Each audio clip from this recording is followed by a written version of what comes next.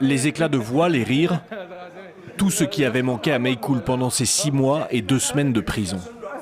Dans les locaux de l'association Tournons la page, l'équipe se retrouve, toujours debout. Aujourd'hui, c'est un réel plaisir de retrouver mes camarades de lutte sur le pied de guerre. Ça veut dire que malgré qu'on était là-bas, ils n'ont pas abandonné la lutte et aujourd'hui, on se retrouve au complet pour poursuivre la lutte.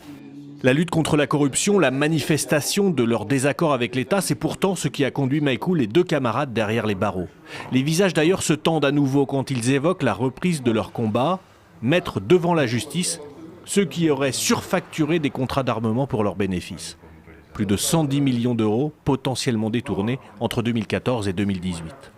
Au-delà de l'argent du contribuable, je veux dire gaspillé, il y a aussi eu d'énormes pertes en vies humaines. Des centaines de nos soldats sont tombés du fait justement de l'inconséquence de certains, du fait de cette malversation parce que tout simplement d'autres personnes au sommet de l'État n'ont pas pu faire leur travail.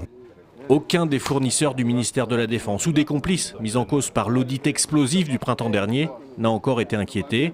Alors ces activistes ne vont pas lâcher, ils le promettent, malgré les sacrifices que ce combat implique. Je ne suis pas content, je ne me réjouis pas parce que jusque-là, l'IMER n'a pas été faite. Justice n'a pas été rendue au peuple nigérien. Plusieurs centaines de nos soldats sont tombés au front parce que les gens ont détourné les fonds alloués à l'effort de guerre. Je suis là. Maïkoul ne se rend pas, il sait que la prison pour lui fait partie des dangers. Son fils d'ailleurs est né pendant sa détention.